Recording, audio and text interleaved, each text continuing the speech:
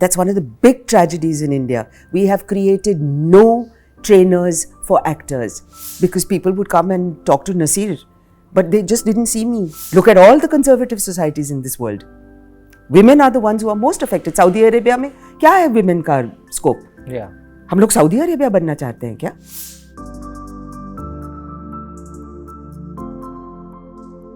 Hi everyone, this is Avinash Lohana and you're watching Pink Villa. You know, there are very few occasions when I don't have enough fair adjectives to describe our guest. Today is one of those days. But for me, I think her name is enough. Please welcome Ratna Pathak Shah.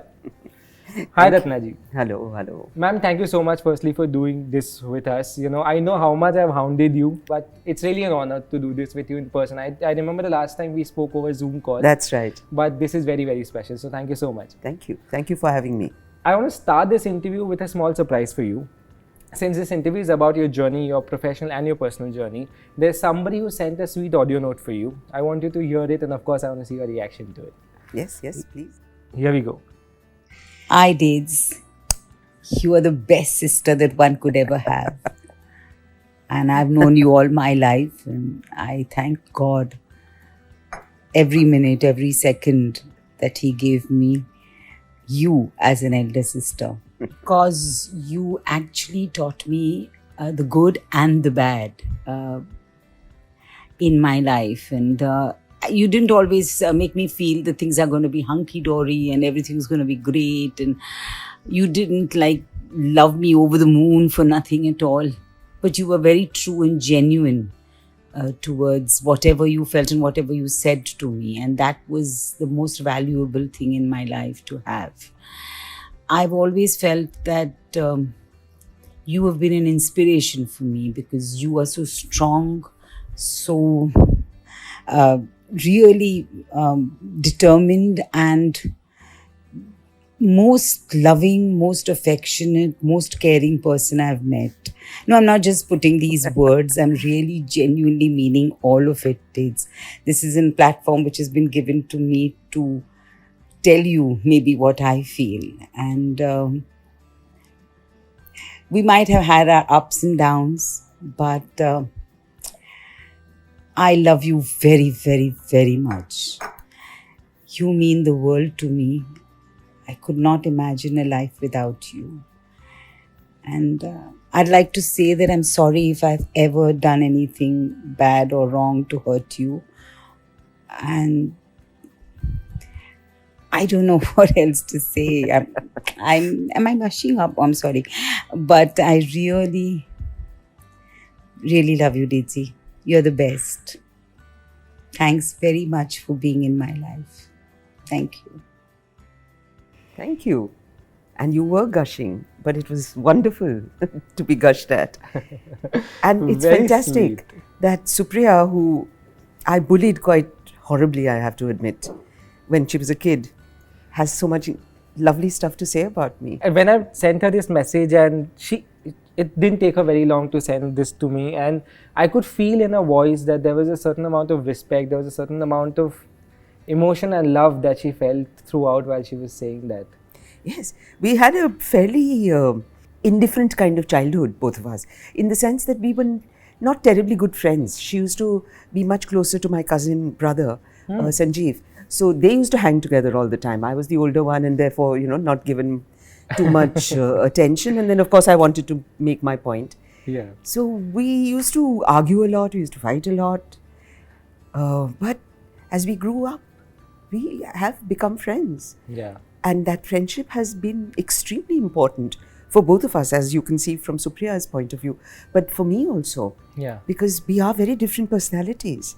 And it's terrific because we feed or we complement what the other doesn't have. Yeah. Supriya's sense of openness, her willingness to look at the world with love and warmth rather than with criticism and suspicion, that has been such a big learning for me. Sure. And she really is the kind of person that once she gives you her love, she stands by you 100%. Yeah. Always. Especially after Deena ji, I think you all must have found each other even more Yes, close. yes. And also we were grown up by then, we've had children, Yeah. and faced similar situations in life. So there's Yeah. so much now that we can talk about and share with each other. But more important than that is that I really like the kind of person Supriya is. And I feel that it's easy to love people in your life, particularly family. It comes instinctively. Yeah. You may love people, but you may not always like them. But to like someone you love, I've been particularly blessed that my life is full of people that I actually like, apart from loving. Yeah. So Cheers things to have that. gone well. Absolutely. Touch wood for that, ma'am. Correct me if I'm wrong, but you've been a part of the entertainment business for nearly 40 years now? Yeah, thereabouts. Yep. I started work in the theatre with a production done by IPTA, Indian People's Theatre Association, Bombay. It was Bombay then. Yes. 1974 was the Oh. first play I did. I'd finished school.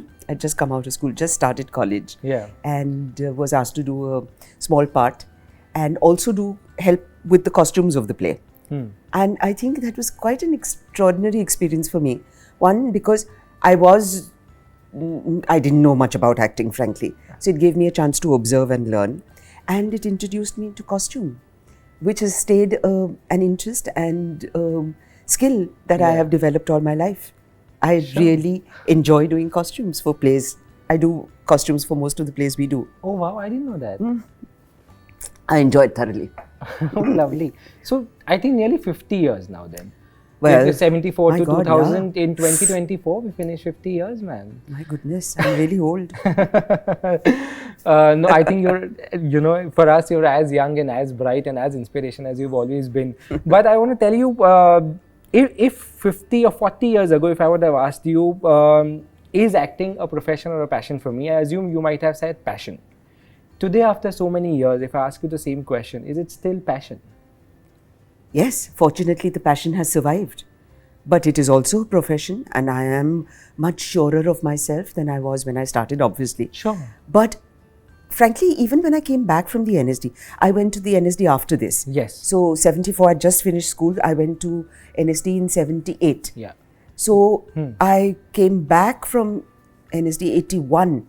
And I would say that that is when I actually started doing professionally, thinking of myself as a professional. Before that, I was doing theatre all the time. Sure. All kinds of plays. Even in the holidays during NSD, I'd come back and we'd do shows. But post NSD, when I actually started expecting work and getting a little bit of work, which was paying work, so I felt like a professional. So yeah, from 81 onwards. And it took me a long time to understand the business of acting. That's a strange thing, isn't it? Because I come from a family of actors. My mother was an actor.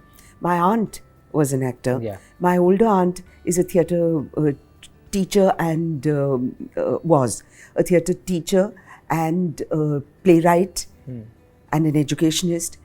So all these people in my life, and I'd grown up backstage practically, because I used to go with my mother for all her shows. Every Saturday, Sunday, I'd be hanging around backstage in some theatre while she was doing these absolutely horrible Gujarati melodramas. I never saw her plays because they were all about weeping and crying, and my mother was being beaten up by some horrible sass or something. I hated those plays, so I never saw them. But I used to love the atmosphere backstage. Sure. Actors getting ready and going from place to place, going into the wings, waiting for their entry. All the crew, technical crew moving around I loved all that. So I used to be very happy backstage. But when I actually started acting myself, I realized I don't know how to do it at all. Really? I mean, I was okay-ish, but I certainly was no good. I think you mean for films, not theatre per se. For everything. I didn't know how to act, quite honestly. I was doing what I'd seen my mom do and doing what I'd seen other people do. But that's not, that wasn't good enough. So that's why one of the reasons I went to the NSD, because I wanted to train and learn how to become a better actor. Unfortunately, there were no acting teachers in NSD. Even back then? Even. That's one of the big tragedies in India. We have created no trainers for actors. Almost everyone who's running a shop just now, and I use the word shop It's not an acting training institute. They are shops. Those guys are making money, Yeah. cheating young people. I mean, the kind of stuff that goes on in these acting shops Yeah. is appalling. Appalling. And kids are paying lakhs for that. But that's another story altogether. But NSD was not like that. So we got trained in theatre. Sure. And I learnt a lot. But about acting, I didn't learn much at all. So when I came back to Bombay, I had to restart the process. Luckily for me, when I came out, I had Satyadev Dubey, who was a great mentor Of course. and a guru for me. And Nasir, my husband, Yes. who again was a huge influence and a huge teacher for me, teacher of acting for me. Sure. So that's when I finally started figuring out how to act. And that's very useful. Sure. Very useful experiences. So it sort of was a profession and a passion almost all throughout. And I'm lucky it's lasted. I'm 65 now and I'm still passionate and I'm still professional. No doubt of that. But you mentioned acting schools. They have you and Nasir have never thought of starting an acting school of your own? No, because it would be hard for us to do it without cheating the students. It requires a lot of energy, lot of effort and full-time commitment Yeah. to that job. You can't act on the side and do 2 classes on this side. Nasir trains actors Yes. at the NSD and at the Film and Television Institute, but not me. I don't think I really know enough about training actors. But I do think that it's important for Nasir to put down his ideas about training actors in some form, either a book or something which can be accessible to others Yeah. coming after. Because his understanding of the business of acting is really quite subtle and very, very useful. So is yours. I'm not so good at communicating that yet, but I do want to think about it and I do want to work towards it because that is something that we can do Yeah. for future actors. I want to talk about your growing up years, ma'am. You did your schooling from JB Vacha High school in Dadar Parsi Dadar. colony. And I want to tell you, for us central Mumbai kids, JB Vacha used to be this hep school. Like, like posh school. Was it like that? What was your growing up years like? See, by the time when I left, as I said, I left in '74. Yes. So I'm prehistoric. I mean, you guys came much later. The kind of schools you're talking about, and so I believe JB Vacha has increased in hepness quotient since then. But in those days there wasn't anything particularly. The need to be hep was not so strong. The need to have a good time was stronger. Yeah. And everyone was more or less in the same boat. But for us, the hep schools, matlab the posh schools, were all in South Bombay. J.B. Pettit, for example, or Campion, or schools like that. Yeah. They were the fancy schools. And then we used to meet those students once in a while on the playing field, for example, when there were inter-school competitions of any kind. And we found those kids all rather snooty and refusing to talk to us. And I didn't like that mood at all. Yeah. So I didn't feel the need to be part of that kind of a hep gang. Same thing happened to me when I moved to St. Xavier's for my first year of college. And again, there was this whole South Bombay gang that would look down on the rest of us. Oh, you vernaculars, they used to call us. Really? Yes, absolutely. Sobo was pretty stupid then and has stayed pretty stupid consistently. But yes, so there was this mood of looking down on everything that was non-Western oriented. So the English language theatre people would get a lot of bhav in St. Xavier's, but not the people doing plays in Hindi and Gujarati and Marathi, and there were plenty of us also. Sure. So we were the vernacs. So it pissed us off pretty Massive, much. yeah. And that whole mood I didn't much like. So I shifted to Elphinstone for my second year. So I completed from Elphinstone and I'm so glad I did it because then I met a bunch of people that were like me and we were doing theatre of the same kind.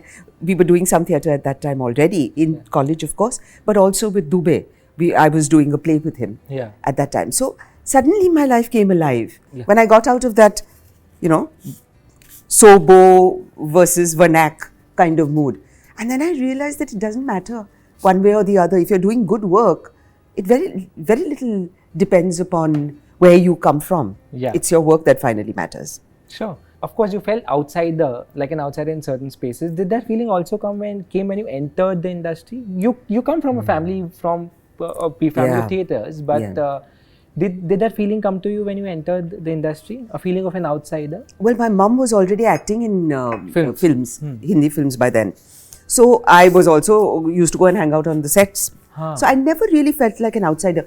In fact, you know, I feel that is one of the shortcomings in my life. That glamour and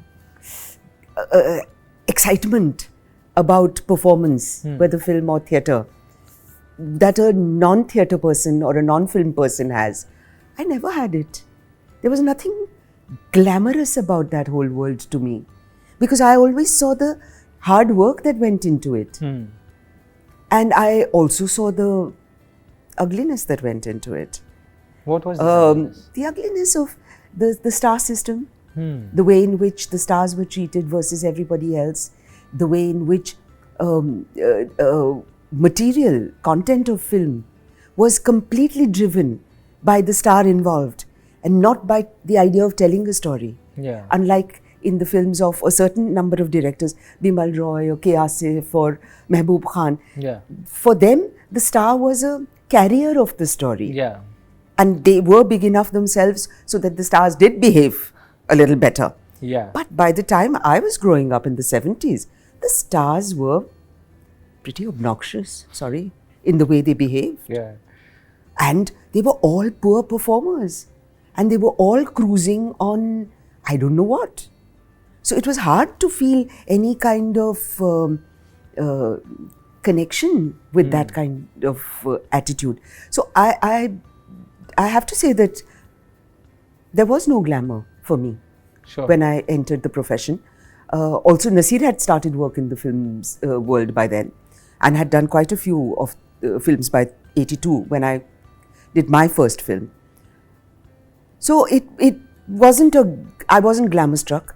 I knew the hard work and I knew how difficult it is to get work. Yeah. And I found out very quickly that it's very difficult to get to get work. Yeah. Because people would come and talk to Nasir, but they just didn't see me, you know. I mean, Nasir, so many films would be decided in our sitting room, but they just didn't register that I was an actor and I wanted to be part of this world also. So, and my fault that I didn't communicate clearly enough that I wanted to do it. And also, I suppose I wasn't good enough. So, theatre gave me an opportunity at that time because Dubey was willing to cast me and Dubey was willing to train me. Wow. So, theatre gave me an opportunity to learn my craft first of all. And it took me a long time. I have to say, I'm a slow learner, obviously. Yeah. क्योंकि बहुत वक्त लगा साला समझने में कि acting कैसे करनी चाहिए, मगर धीरे धीरे करके सीख गए. Yeah. एंड अब जब अच्छा काम मिल रहा है तो अब मुझे मालूम है क्या करना है. सो आई फील कि चलो ये इट्स इंटरेस्टिंग. कई लोगों का उल्टा होता है कि जब यंग होते हैं तब बहुत सारा काम मिलता है और फिर बुढ़ापे में बोर होते हैं. मैं अपनी जवानी में बोर हुई मगर अब बुढ़ापे में मजे ले रही हूँ. Touch wood. But ma'am, I have a two-part question for this. My first part is when you mentioned that filmmakers used to come at your house and Nasir Saab used to get the scripts and you would be ignored. The first question is, was self-doubt seeps in at that point in time? How did you battle that? Point number one. And point number two, does that impact the marriage also? Luckily for us, it didn't impact our marriage. And self-doubt did creep in and stayed in for a very long time because nobody outside of Nasir and Dubey was willing to cast me even in the theatre. So, I mean, I really wondered, is it because I'm not good enough at all? Or what is the reason why I'm not being cast? And then fortunately in 84, Anand Mahindru came up to me with Idhar Udhar. And it was a comedy. Yeah. And when he came and narrated the script to me, he told me about this, serious-minded, intelligent girl and this stupid, clumsy kind of, dumb blonde kind of girl. So I said, oh my God, I'll get the serious one, definitely. He's going to tell me that. And he said, no, I want you for the dumb blonde. And I said, hey, this is something that I've never done before. Yeah. And this is going to be a challenge. So I find, and I'm deeply grateful, I will remain so, that Anand cast me in that Yeah. and gave me that opportunity. Because comedy, as I have often said in every interview, saved my life. It has. Comedy made me realize that acting is very much more than crying and shouting loudly, that there is a lot of skill and hard work and timing and mehnat required for comedy, and that training oneself is an ongoing process, and you got to keep doing it all the time. Yeah. So all three things have helped, all three ideas have helped. Yeah. And that I'm not simply an actress who's going to cry and look sad and look angry, Yeah. because that's what women did in those days. You look at all the films of the 80s, 70s into 80s, even the art film types. What did poor Smita and Shabana do? Either they cried or they were angry Yeah. all the time. And that's how stereotypically the film writers were looking at. Yeah. Women probably had no right to be happy. Yeah, no right to be happy, or if they were, they were traumatized with something or the other. Those are the kind of stories picked up. Yeah. And this was completely batty, it was stupid. And what was worse, on the first day of shooting, I was told that our producer has come to watch the shoot and he's very upset that I have been given this dumb klutz, dumb blonde kind of role, and Supriya has been given the serious role. Because how will I do it? I'm no good at comedy. And somebody, look at how sensitive that person was, came into my makeup room and told me, that's what they're saying about you. Just before my first shot. And of course, my confidence was at zero. In any case, I was in a mini skirt. I had a hairstyle like I'd never done before. I had more makeup than I'd ever used in my life. And here I was being told that I'm not good enough. But they called me out for the shot, so I had to go. And I walked onto the set. And the first person I saw was our producer, who was standing just off the camera. And I literally saw his jaw drop.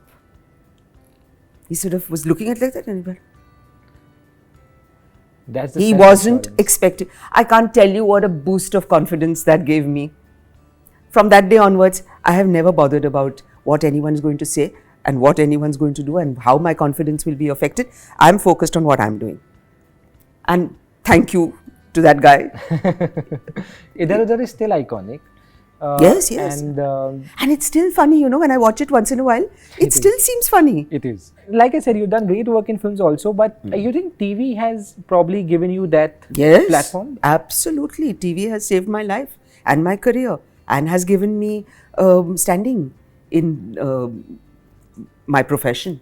Sarabhai versus Sarabhai, most certainly. Yes. But even before that, Filmi Chakkar and Idhar Udhar. Yes. I've just done a little bit of work on TV and I'm lucky that I didn't have to do the more unpleasant kind of stuff, the soap operas and stuff like that. I really thought when TV came first, and we were right there at the beginning of cable television, Yes. when Star wasn't even heard of, Zee was the first. And then Star came along, and all that time, that churning, the great different programming that was happening, something so different from film and from everything that people had seen. Such an exciting time. Yeah. All kinds of stories being told, all kinds of actors being used. Suddenly you didn't have only those 3.5 good-looking people, but all kinds of people Yeah. becoming popular and going into your homes and giving you a connect with them. So that was fantastic. But you know how we are? We Indians are great. We snatch defeat out of the jaws of victory all the time. Similarly, we know how to completely kill a good thing. We completely killed television. We killed television. We left television with no opportunity to tell any kind of different story. Yeah. And it had so much possibility. Yeah. Now even our news is embarrassing to watch. Yeah. And then OTT is going through a similar phase. You just wait and see. Yeah. I'm very worried about OTT. just at the moment, they are doing so much new stuff. They're doing so much exciting stuff. Yeah. Things that Indians have not seen. Yeah. And in all kinds of languages. That's the best thing. Yes. That Absolutely. Truly multilingual. Our country is truly multilingual, multicultural. Yeah. And that's what we are celebrating now. But you just wait and see. Once Bollywood gets into the picture, everything will be standardized. And True. that is so, so sad. But it seems inevitable. But then something like a lipstick under my burqa came your way. चलो. And of course उसके लिए भी कुछ लोगों ने ageist comments थे, sexist comments थे, बहुत सारे थे. Some people also raise eyebrows about the fact of a woman expressing her sexual feelings. Even today, is that an issue? Of course. Nothing has changed for women, or very little has changed in very crucial areas, I have to say. There are many more women in the workforce. There are many more educated women now. There are many more women who are being supported by families. But we are, in terms of percentage, it's still a very small percentage. Large number of Indian women are really, they have no agency. They are anemic. Physically, they are not capable. Our human rights indexes, our human development indexes are appalling. Mortality at the time of birth is huge in India. Mother mortality, maternal mortality, child mortality. Women are all anemic. More than 70 or something % of Indian women are anemic. And it's horrible. What is happening in many ways, and I'm afraid it will get worse. The more conservative a society becomes, as it is becoming, our society is becoming extremely conservative. We're becoming conservative. I feel that very strongly. We are becoming superstitious. We are being forced into accepting and making religion a very important part of one's life. Suddenly, everyone is talking about, करवा चौथ का व्रत नहीं कर रहे हैं आप? आज तक मुझे कभी किसी ने नहीं पूछा. पिछले साल पहली बार मुझे पूछा. Really? How did you react? I said, पागल हूँ मैं? Isn't it appalling that modern educated women do Karwa Chauth, praying for lives of husbands so that they can have some validity in life? Yeah.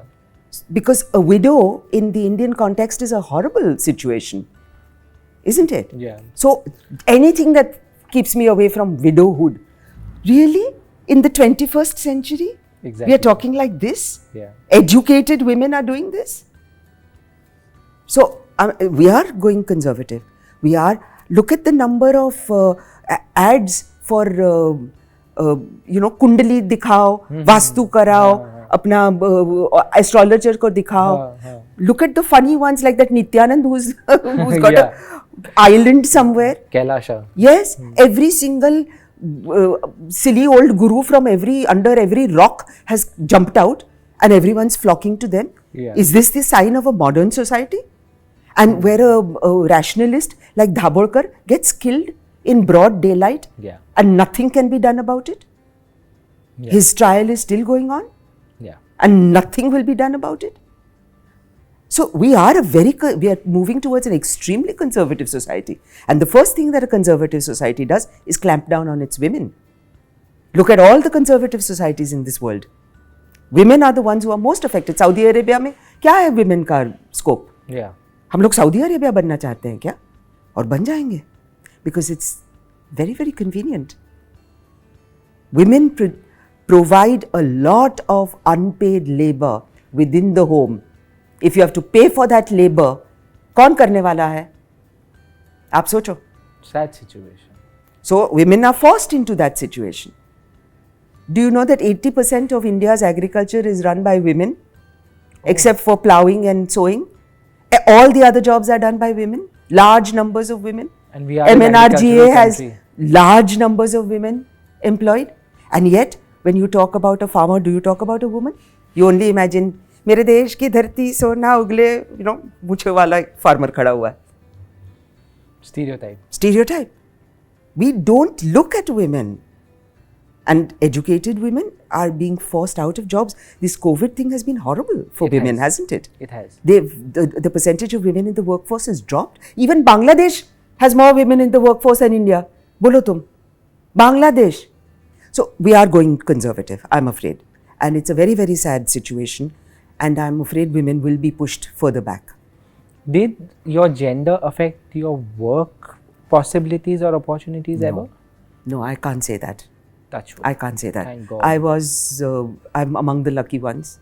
I'm not in a profession where women are not wanted. On the contrary, women are wanted. My figure may have affected my opportunities more rather than my gender. My gender was wanted, right? Yeah. But was I good looking enough? Was I shapely enough? That made the difference to my employability. Did that happen? I'm sure it happened. I don't fit into the typical heroine format. So it's okay. I didn't really want that to be in that typical heroine format also. So nahi rone ka man karta ab. Are you tired of answering questions about Sarabhai 3? I wish I had something to say about it, you know. Yeah. It's not in my hands at all, at all. It's something that hopefully will happen because we all enjoy working together. Yeah. And we really, really are looking forward to doing it again. But the fact is that the scripts have to come first. So Atish has to be ready for it. Yeah. That's the main thing. I think the backbone of Sarabhai is Atish's script.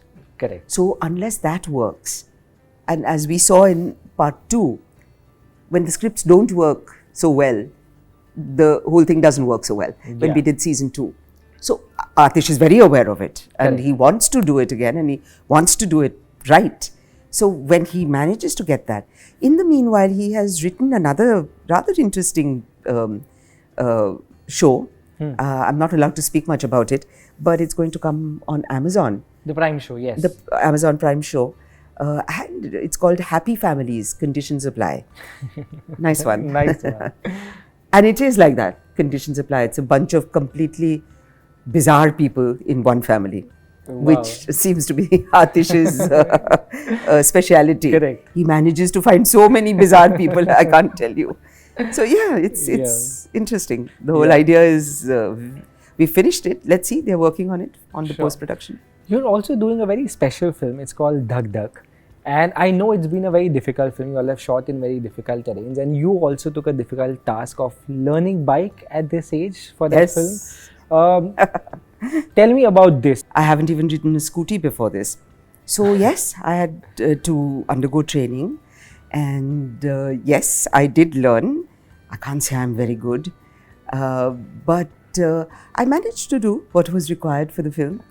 But more than that, it was a very extraordinary experience shooting in a place like Ladakh, for example, on those kind of roads and with a bunch of women, because we are supposed to be 4 bikers on a bike ride to Khardungla, the highest motorable road. So, yes, it was a challenge. And I'm quite chuffed that I managed to do it at 65 without causing any major health issue for anyone. And I met up with a bunch of wonderful actors.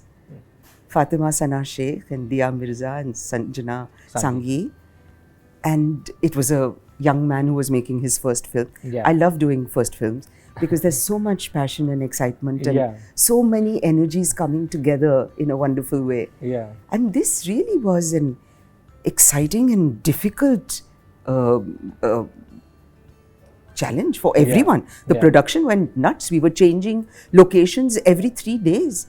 We were changing, and in that terrain. We were shooting on the way to Lahore Spiti, which is a completely non-existent road.